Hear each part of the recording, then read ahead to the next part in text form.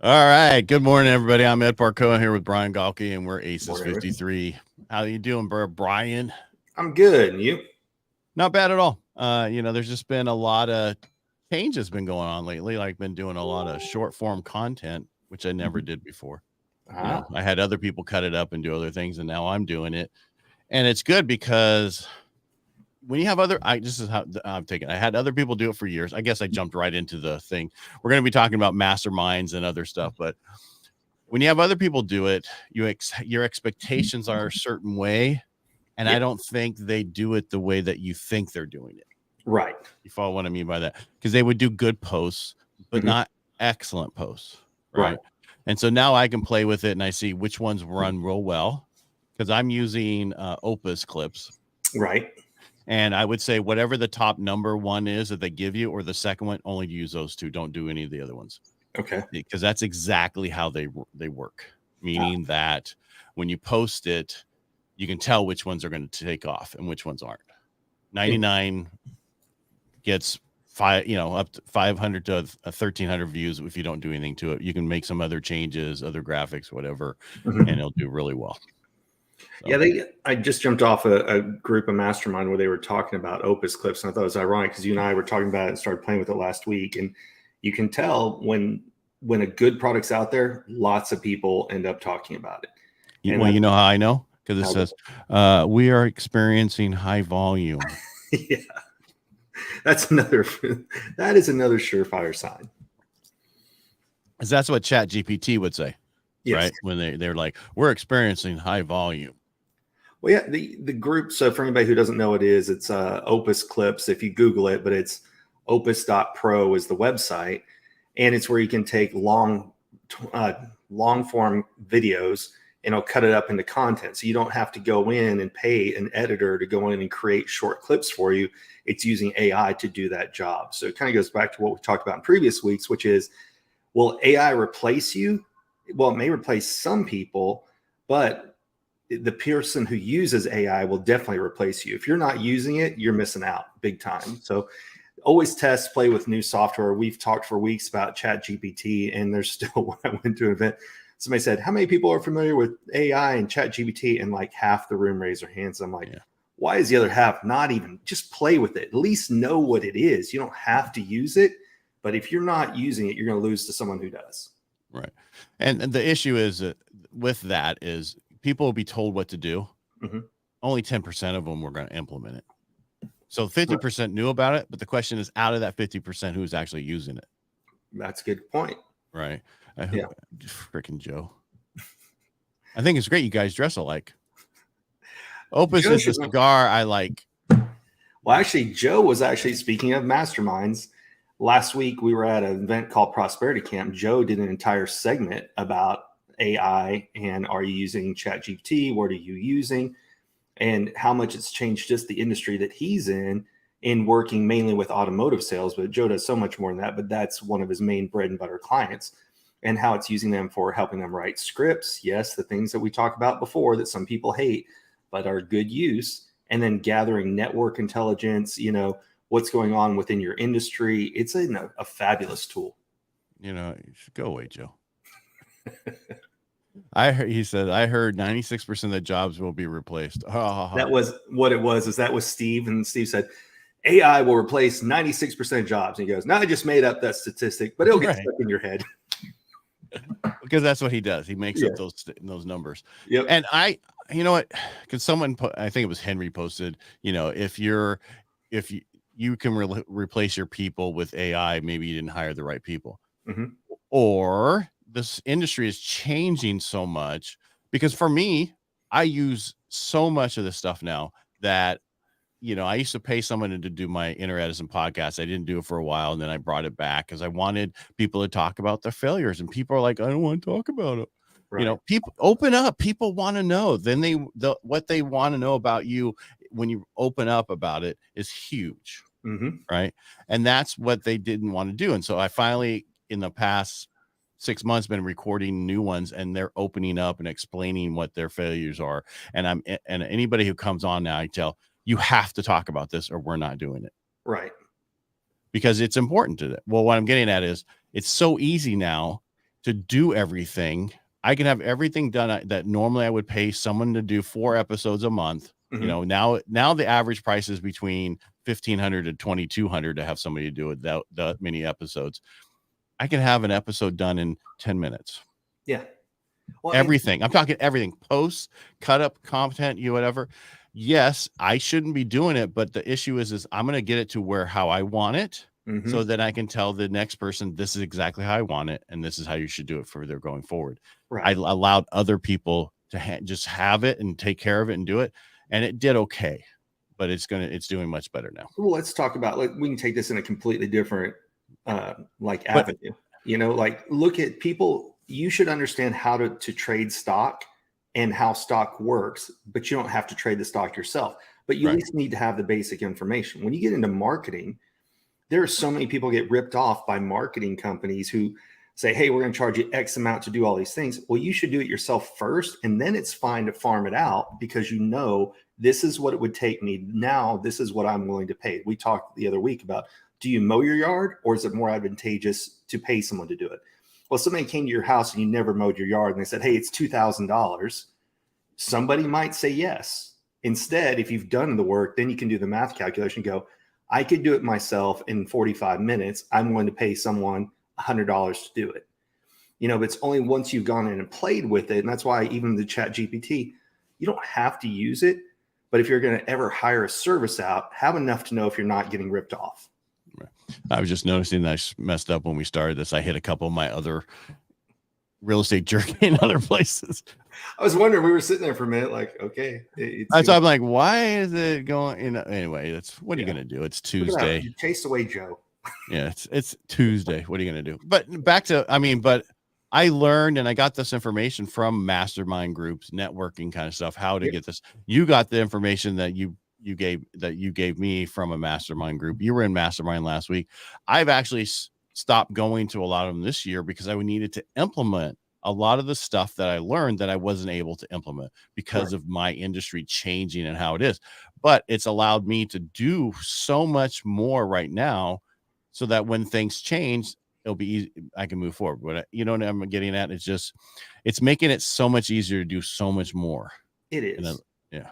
Well, and you kind of like the premise of what we were talking about. You go to a mastermind to network. You and I met at a networking event, right? We met at Steve's Speakeasy in San Diego. Did we? Yeah. And I met Joe through a different group on Tuesday nights with Brad Lee. So the thing is, you go, but don't just go for the person that's the host of it. Go for it if it's the right people that are in the room as attendees.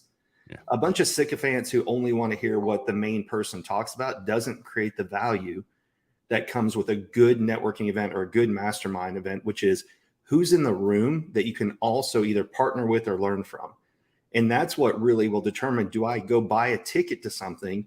Yes, if the right speakers are there and I want to learn something. So I went to an event 2 weeks ago that was local in Dallas. Why?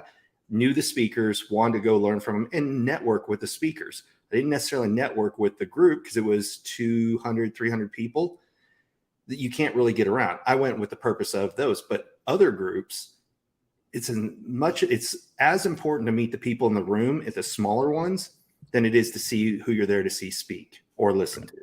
And I'm going to give him, but that's what I like about Steve's events, the 40 or less. You can actually, I've been going to his stuff for years. I missed the last one, but any mastermind that's a smaller group is better. And those are usually the people that you want. They could be on stage also. Anybody's on stage could be in the audience.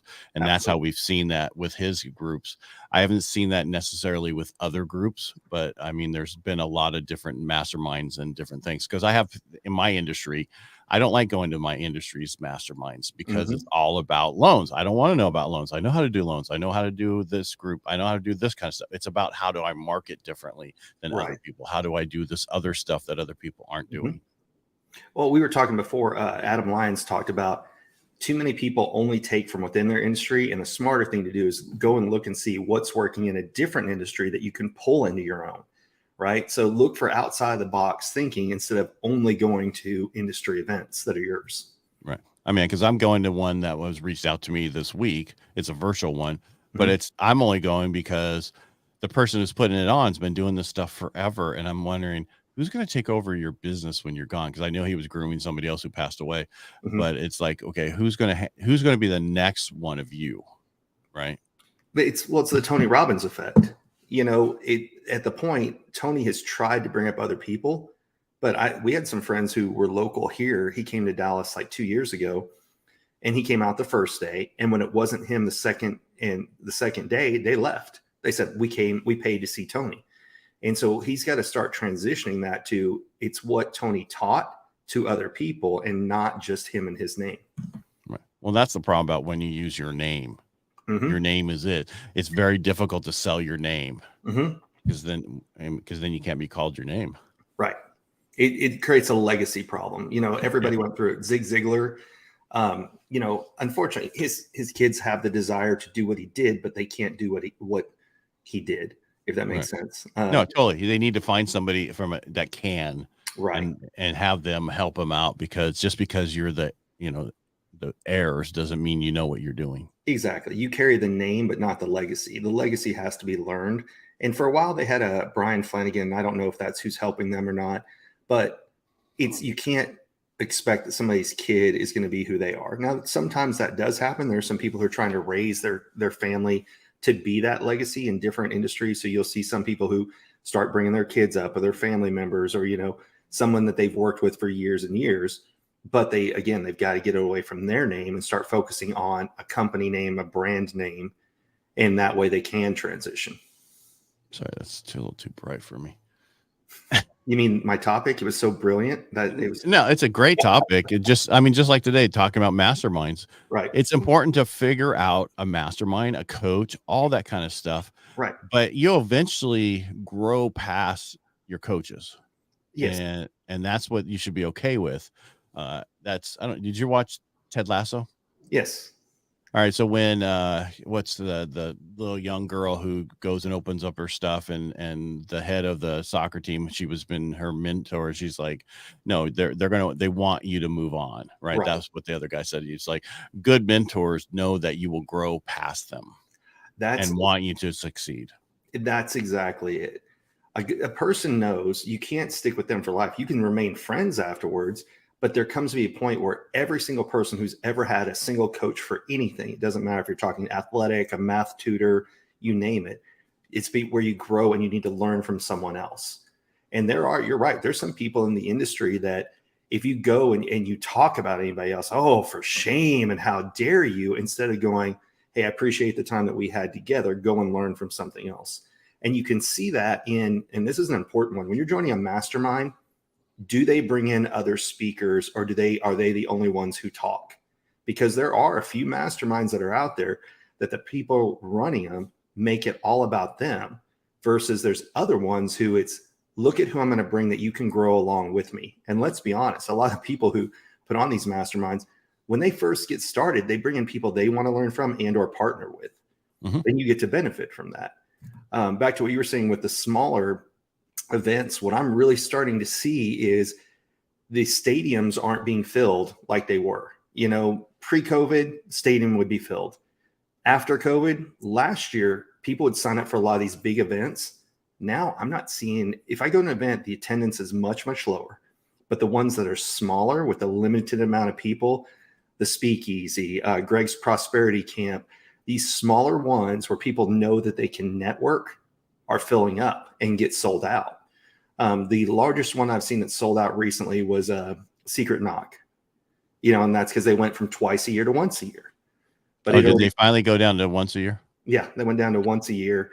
So they did that. So they Secret Knock and Prosperity. He has two things, right? Yeah, Secret Knock is at a venue, somewhere usually near San Diego. Prosperity Camp for the last however many years has been actually at his house. And he said this will be the last one at his house. And I can see why. There were chairs. Downstairs was packed. His upstairs was packed. People were sitting on the stairs. He takes out his living room or his dining room, puts all chairs in. All those were full and people were still sitting outside. So he's just outgrown the capacity, which is an amazing thing to have. But it was also cool that he had it at his house. So you got to see what his life was like. Right. Mm-hmm. Good or bad? Good. Exactly. No, I'm just saying. It's just... whatever that is, because not everybody has a perfect life, even though Exactly. people think. But I'm still shocked how with where we were talking about originally with the Opus clips, how fast and pretty much it's right on. Yes. And it took, so while we've been talking, I dropped a clip in and it's already up, ready to Very go. done. And it was a half hour of video. So. That's one of the things that Brian Bogert was just in that other mastermind. He said, this is already paid for the price of this month's membership by learning skills. And that's when the important thing when you're looking at a group or a mastermind is, are they helping you improve your business, or are they just cheering you up on a regular basis? You know, if they're not really helping you in your business, are you paying for camaraderie? Or are you paying to grow yourself and or your business? Right. So what are you paying for? I'm paying to grow. Either if I don't walk away from an event with at least some advice that I can put into some form or fashion, I'm not going back to the event. Right. As my thing was, yeah. Right. My thing was always, we got it. I got to get one thing out of this to pay for the event. Yeah. Same with books, right? Like if I pick up a book, as long as I got one nugget out of it, the price of admission is paid for. Right. But you know, a lot of the events you lose days of travel. You've got hotel, you've got eating costs. I mean, it's a lot to go to an event. COVID. Yeah. What you could catch on the way home. Uh-huh. Because the last time I was gone, I come back and I caught something and I couldn't go to my Rotary Pets, all the other stuff I had to go to because I was sick with a temperature. It's like, really? Right. You know, we need to go back to masks. That's what it is. Rotary is a great example, right? That is a networking group to a degree, right? Like, well, it's how a would you explain it to people who don't know what a Rotary group is? So Rotary was started by a businessman for business people to get together and do good in the community, and also, refer back and forth. Right. And it's grown since then, but that's basically what it's supposed to be. So usually it's a bunch of business owners in it, but it's actually like ours has grown from business owners to teachers and nonprofits and all that kind of stuff. And so we've been on a big push to go back to get more businesses because they're the ones who can actually pay for things. Right. If I work for a nonprofit, I only make so much. I might not have extra money to pay for other things like that stuff that we have to pay for and take care of.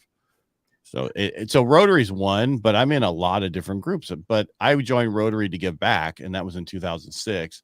I'm the president of this year, and I was telling my brother-in-law before we got on this, I was like, I went to Marcia to say, hey, they want me to do this, and for her to say no, and she's like, yeah, go ahead and do it. And he's like, you're like your sister, you bitch about volunteering, and then you have to do it. No, I'm not bitching about that part of it. It was just I was looking for a way out. I didn't get it, so I used all this stuff. I use ChatGPT to write my emails, to create my certain things for each one of my meetings. I had it help me with my PowerPoint. It was like, what, PowerPoint? Yeah, you can do the text of it.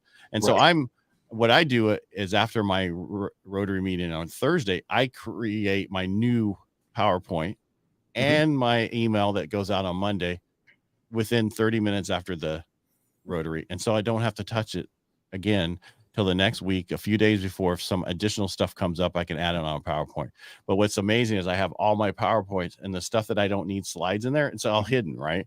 So it's there because a lot of people will create additional ones. I'm like, no, just hide each one of those. So that way, that's what it's funny. People are like, can you send your PowerPoint ahead of time? I'm like, I can put it in Dropbox and you can download it, but there's no way. I have so many pictures and things in my PowerPoints. It's insane. But what you brought up is a good point, and that is it's about what businesses come in. It's not always just the members, but it's who are the members, who do they bring in, what do they expose you to. I joined one locally here in Dallas called Success North Dallas, and every third Wednesday at 7 a.m, they bring in a speaker from whoever. They had Greg Reed down here 2 months ago. Oh, really? C-Rock is coming in, if you know who that is. Yeah. From Clubhouse. That's where I met him, and I've seen him in person at a ton of events after that. He's coming in next week as well. So they bring in people, but then local businesses are who support it. And so what do they want? Those businesses want more people. So I got introduced to a private networking bar that we meet at with a different group. I was introduced to another group that's called the C-Suite Executives. And you had to have been a VP or hired a company. So you could be a founder of your company, but you'd have to have some success. But you'd have to have a VP or higher title if they go look you up on LinkedIn, and they vet the members who are there. So that's a great one to join. There's BNIs, there's Rotary clubs. Right. So find something that helps you grow. And, sometimes before you finish that, be careful of BNI. I mean, it's a great thing, but I feel that a lot of those networking ones, you can do so much more by doing other ones. And Agreed. I mean, you got to be careful with which ones you go to and what you'd put your time in. Because we have in our industry, we have Rotary real estate ones, like realtor meetings that they have, marketing meetings they call you, and had all the affiliates come. I stopped going to those over 5 years ago because I got no business from it, because half of the people who showed up there, 90% of the people were affiliates. The other 10% of the agents didn't work as much. You would really like, there's a guy named John Story. So Jon and Storey. And he gives that same advice. He's like, why are you going out liking other realtors' posts? Why? And so he sits there and says, why are you going to events where it's only your competition there and you're not learning anything from it? Right. But going back to what we're talking about, networking can be, what are your hobbies? It doesn't always have to be, yes, this podcast is about sales and growth and business, but you can also network with things you like. Go join, if you like guns, go join a gun shooting club. If you like golf, join a country club. Networking has so many different avenues and possibilities. When country club write-offs, or you used to be able to write off your country club on taxes, so many people joined one to offset their salary. You can't write it off anymore? Nope. Why not? They changed the tax rules like 3 or 4 years ago that it's not. You mean it personally or as a business? I think it's both, but it may have been personally, because I know a lot of W-2 salesman people who would join a country club. Right. Which is another good reason to own your own business, right? You get far more write-offs. Yeah, very much so. Yeah. But yeah, so that's the same thing. I think you can't write off, if you're a W-2, you can't write off your, that's a good, hey, we should have her on to talk about that one time. Like, what are good deductions for your business? That's a great idea. Right. Well, that's like with Rotary, that one of the Rotaries, they call instead of calling it a breakfast or lunch, they call it a meeting cost, that kind of, so it's the cost for the meeting. It's not food. Right. So it's just how you term it is, I think, the big thing. Oh yeah. It's funny. I have some friends that are pharmaceutical reps, make great money, get free cars, free gas, and they end up just being order takers to, what do you want for lunch today? Or what am I bringing you for breakfast today? Why? Because the corporations can write all those off. Right. Well, food is harder to write off. It's only 50%. So. Right.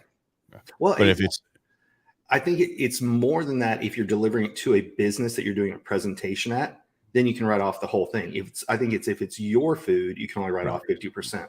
Right. So basically, it's just it's a marketing cost. So they're gonna put it under marketing. That's what the thing is. Because I remember years ago, we'd have to. What was that? It was marketing. What was that? Yeah. Marketing. Everything's marketing. Yeah. Well, I had one year. The guy's like, "You spent $45,000 in marketing." I go, "Yeah, because I have the radio show. I have this. As long as you can justify what it is, then it's not a problem. It's when you try to hide things." Yeah. Oh, I went through an audit from. It took 2.5 years to go through an IRS audit on a business in 2015, because it's hard for them to realize, well, why would a business spend money if you're not making money? It's like, yeah, but it's kind of that chicken and the egg scenario, right? You have to do the difference is you're a sole proprietor. That's why they came after you. No, I did an LLC. Was after the fact? No, I was always an LLC. I always formed those first. But yeah, it's just one of those things of make sure, and we should have Pam Pryor on here to talk about what are the best ways to start a business, what are the write-offs to look at. And then I've got somebody else I'll introduce you to named Melanie that we can have on also. But I'm kind of going back to this week's subject with masterminds. Look, they don't have to cost you anything. A mastermind can be, if you've ever read the book Think and Grow Rich, it can just be a combination of like-minded friends that you bounce ideas off of. Right. All the way to, we know people who were in $25,000 to $50,000 a year masterminds, and they obviously felt like it was worth it because they signed up year after year after year. Or it's a FOMO. That's true. But what was it? I think before War Room disbanded, it was $25,000 a year, right? 30 grand. Yeah, 30. So, I mean, there you go. Obviously they were providing enough connections and or information that people return to do that year after year again. Well, that's like Driven. Mm-hmm. Yeah, Driven. There's so many that are out there. It's get into one, find people who've been in it who are successful, and ask them, why did they sign back up again? It's easy with the way modern marketing is. It's easy to convince somebody. I say easy. It's easier than it was in the past to convince somebody to commit money now if you look fancy, but it's you have to deliver results after they join. That it always interests me. So if I see a mastermind I'm interested in, or an event, a networking group, the first look is who are the existing members and who's been a longer term member. So the C-suite one that I went to here, I know Larry Hazlitt through Greg, and I've seen him speak, but I wanted to talk to members. And so when we met members, it was the members. I go, okay, after meeting enough of them, okay, I'll join this group. But if you're just signing up because of who the talking head is or who the primary person is, I don't know that that's always going to work out the best. No, you need to find the one, and don't go in the one in your industry. Go outside your industry. Oh, absolutely. Because you don't want to bring the same thing everybody else is doing. Bring something different. 100%. And that's why I like the ones I've been in the past. Mm-hmm. You know. So kind of one of the things we're talking about today is like, what are some tips when you go to a networking event? Number one, I cannot stand. So I went to one the other week, and these are all the business cards, right? That people just threw out. And they didn't take the time to really like, oh, what do you do? It's like, hi, and they immediately throw out a business card. That drives me nuts. Number one, figure out if you guys can even work together, how you're going to benefit. And then I get it. If you're going to a business networking event, hey, what do you do is a good one, but get to know the person. So I like to ask, hey, now that we can travel again, where's your next vacation spot? Or where'd you get to go this summer? Because people show up to work, people plan their vacation. They have a limited amount of it every year, and they will figure out how to maximize that time. And that'll tell you more about someone than what title they have, you know? Correct. What are your tricks? No, my tricks is just, I don't even do business cards anymore. I have the thing on my phone so they can just scan the QR code and they can download everything. Cause on there, on that, we'll have all my podcasts, how to sign up for my podcast, the radio show, all that kind of stuff. So when someone says, you know, I want to be on it, it's just, here's this, go sign up right there. You're good to go. It just makes it so much easier. Plus it also shows them everything you do. So people understand. Before we started the show, I was talking to my brother-in-law, I guess he's ex-brother-in-law, but I liked him better than my sister. And he's like, I didn't even know you had a website, Ed. And I went to your website. I was like shocked. All the stuff you've done. I didn't know your book came out. I didn't know this. So having that kind of information out there is important. And that's what's nice about, you know, and just recently, the other thing that I just did is the link tree, right? I've had them forever. Well, I went and I was redoing a bunch of stuff the last 2 weeks because I'm more involved. And I was like, this is not even going to where it should be going to, right? Because you got to be careful who sets this stuff up for you. They might not do it perfectly. And so I spent time last night redoing it, changing the colors, doing the different things, putting thumbnails, redoing everything. So it's a much nicer when someone clicks on it to go places. Yeah, you and I were talking about that last week. I have had TapLink for the last few years, but it was very limited in what you could do. And so I started using phone sites last week, and it automatically gives you a QR code. It's very easy to maneuver, to move things around, add pictures. It has some functionality I'd like to see get improved. But as far as being able to slap together 3 pages and customize them in pretty much no time flat, that was a good site. And you're right. I see a lot of people who have LinkedIn. I'm sorry, Linktree. If you go on Instagram, because why? It's easier for them to add stuff up. They just click on it. It takes you right to everything. Right. Now, was it easy to add your OnlyFans site, or was that a little harder? I don't need any more people. I'm good. I get enough money from that, so we're good. I don't have to work anymore. I just want to. There you go. Those feet pictures, I feel a little gray today. I didn't want to wear my black t-shirt to match you, but the feet. Right. Hey, whatever pays the bills, man. Whatever.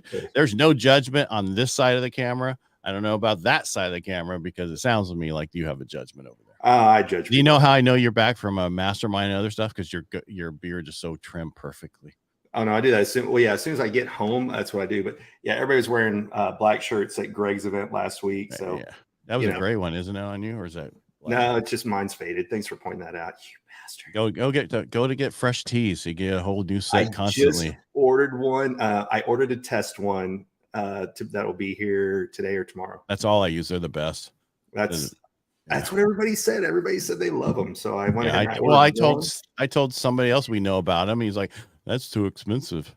I do cheaper so we can throw them away. They're not that expensive. No, I think I ordered, like, you can order one for $22, and then, you know, if you order them in bulk, they go cheaper. And also you can get on a regular basis where they ship them to you in a subscription so that you can replace them and throw the other ones away. I just threw away probably 12 of them and then replaced them with 7 because it's like, okay, I don't need that many of them.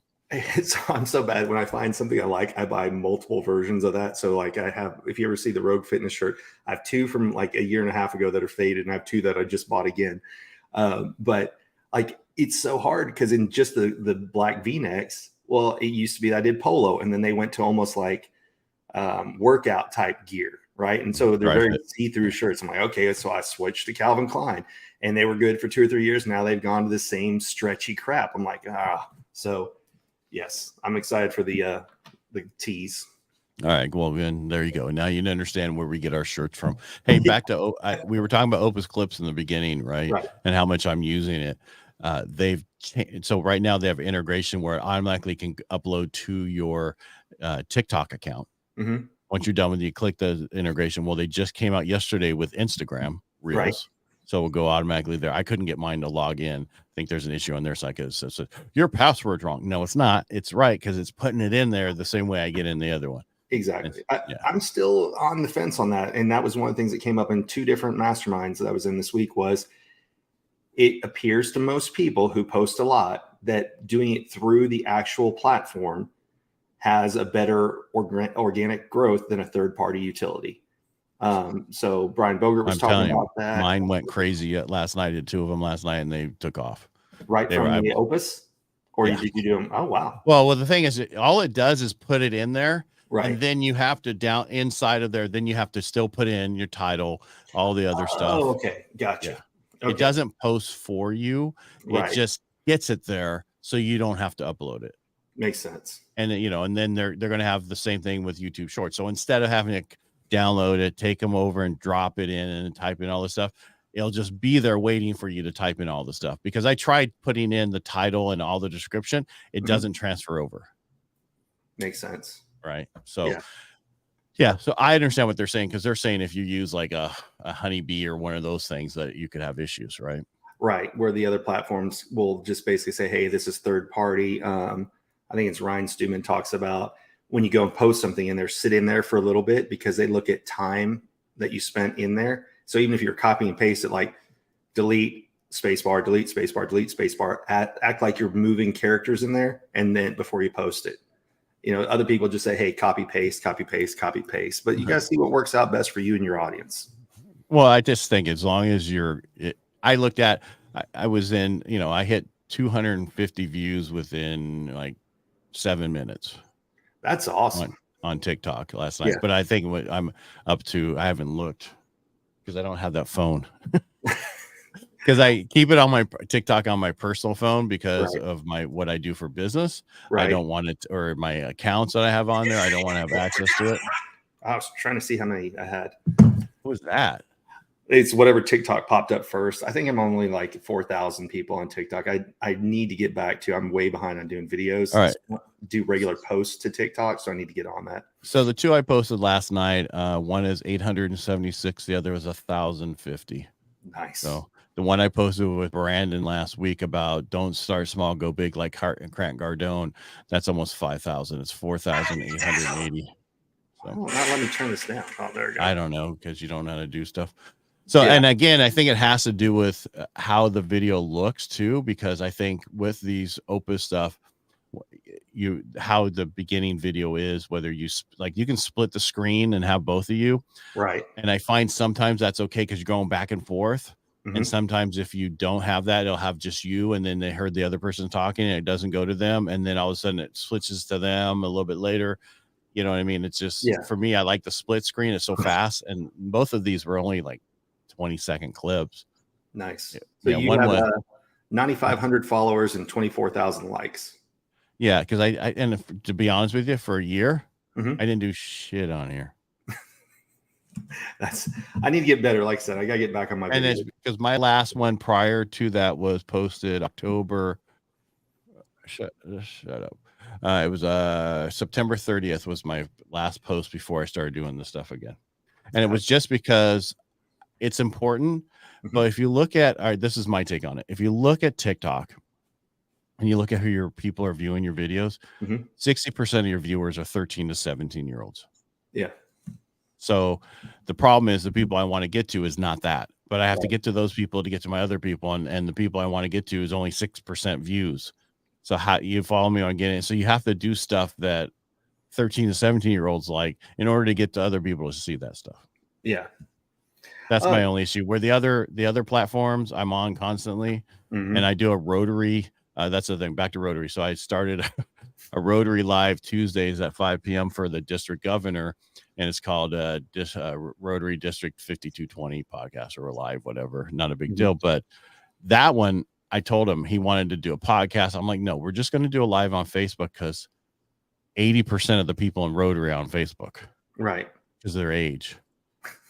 Well, that's, you bring up a good point. So that's why they always say it doesn't, once you create it once, post it everywhere. So everybody knows about Instagram. Everybody knows about TikTok. Everybody knows about Facebook.